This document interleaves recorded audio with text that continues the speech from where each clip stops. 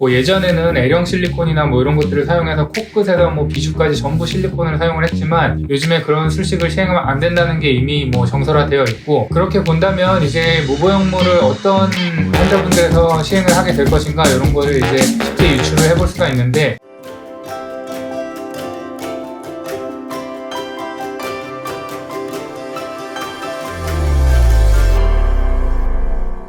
네, 안녕하세요. 닥터공TV 이용주입니다. 이번 영상에서는 저희 병원에서 이제 주로 많이 시행하고 있는 코성형 중에 무보형물 코성형, 즉 보형물을 사용하지 않고 시행하는 무보형물 코성형에 대해서 설명드릴 건데, 저희가 아무래도 이비인후과다 보니까 또 저희 병원이 미용적으로 수술하는 방식이 아주 인위적으로 높은 것보다는 조금 자연스럽게 하는 수술을 해왔고, 또 그런 후기 사진들을 보고 좀 자연스럽게 원하시는 분들이 많아서 무보형물 코성형을 조금 많이 시행하는 편인데, 이거에 대해서 이제 설명드려 보도록 하겠습니다. 무보형물 코성형에서 무보형물이라는 거는 말 그대로 보형물을 사용하지 않는다는 것입니다. 즉 실리콘이나 뭐 고어텍스, 인공 물질을 사용하지 않고 시행하는 코성형 술식을 말하는데, 모든 코에서 다 적용할 수 있는 술식은 아니고 이 무보형물 코성형이 적합한 코 유형들이 몇 개 정해져 있는데, 그거는 제가 조금 이따가 설명드리도록 하고, 무보형물 코성형이 어떤 식으로 진행이 되는지, 수술 방법이 보형물이랑 어떤 차이가 있는지 그거 먼저 설명을 드리고 살펴보도록 하겠습니다. 무보형물과 그 보형물을 사용한 코성형에서 코끝을 수술하는 방법은 둘 다 차이가 없습니다. 뭐 예전에는 L형 실리콘이나 뭐 이런 것들을 사용해서 코끝에서 뭐 비주까지 전부 실리콘을 사용을 했지만 요즘에 그런 술식을 시행하면 안 된다는 게 이미 뭐 정설화되어 있고, 콧등, 우리가 하회측배 연골이 갈라지는 그 틈까지만 실리콘을 보통 놓고 밑에는 이제 자가 조직으로만 해야 되는데, 수술을 해놓고 나서 콧대랑 시술한 코끝이 자연스럽게 이어지게 만들 것인가, 여기에서 이제 보형물과 무보형물 코성형의 차이가 나게 되는 것입니다. 그림을 보면서 설명을 드려보면, 이 그림에서는 검정색 라인이 기존 코 모양이라고 가정을 했을 때, 무보형물로 코성형을 시행을 한다는 것은 코끝을 올리고 그 올라간 코끝이 자연스럽게 기존 콧대와 이렇게 연결되도록, 즉 빨간색 라인처럼 만들어낸 게 이제 무보형물 코성형이고, 콧대가 낮은 경우에 콧대까지 같이 높이고 싶다, 그런 경우에 초록색 라인처럼 이렇게 실리콘을 넣어서 콧대가 이렇게 이어지게 만들어 놓는 것이 보형물 코성형이라고 보시면 됩니다. 물론 우리가 이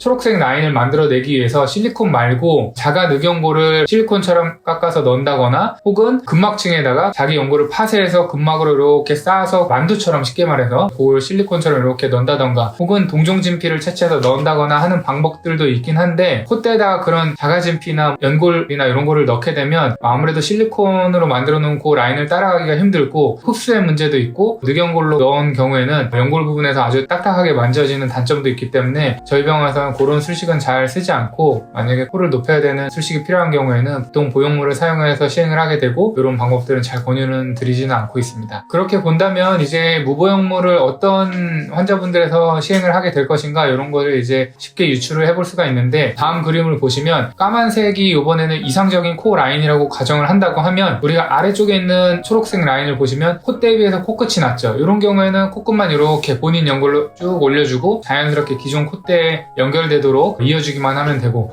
또 매부리가 아주 심한 초록색 라인 위쪽에 있는 경우를 보면 매부리를 살짝 깎아놓고 그 다음에 그 라인에서 이제 콧대까지 자연스럽게 이어지게 만들면 되는데, 빨간색 라인처럼 코끝은 아주 높은데 콧대가 아주 낮다, 그럼 이런 경우에는 코끝을 올릴 수도 없고 코끝을 그럼 낮춰야 되는 상황이 발생하게 되는데, 코를 낮추게 된다는 거는 아주 코가 큰 경우가 아니면 보통 시행을 하지 않는 술식이고, 또 동양인에서는 코를 낮춰서 아름답게 보이는 경우는 없고 보통 코를 높이는 융비술을 시행을 하게 되는데, 당연히 이런 경우에는 콧대를 올릴 수 있는 무언가를 삽입을 해야 되고, 보형물 없이, 즉 본인 비중계 연골이나 귀연골만 사용해서 이 콧대를 높이기에는 재료의 한계가 있기 때문에 실리콘과 같은 보형물을 사용해서 보통 시행을 할 수밖에 없게 되는 것입니다. 말씀드린 바와 같이 이제 자가 조직을 사용해서 콧대에다가 이제 뭐 삽입을 하는 경우도 있지만, 자가 조직으로 콧대 시술을 하는 경우에는 미용적으로 이제 실리콘보다 미용적 완성도가 떨어지는 경우가 많고, 실리콘을 코끝 위쪽에, 즉 하회측변골이 갈라지는 위쪽으로만 넣었을 때는 아주 안전하게 사용할 수 있기 때문에 저는 굳이 장점이 없다고 생각해서 실리콘을 주로 사용을 하고 있습니다. 네, 이번 영상에서는 이제 무보형물 코성형에 대해서 설명을 드렸는데, 무보형물 코성형이 일반적으로 뭐 보형물을 사용하지 않으니까 되게 쉽지 않냐 이렇게 얘기하시는 경우가 있는데, 사실은 보형물 없이 코끝에서 콧대까지 자연스럽게 이어지는 라인을 만들어내는 게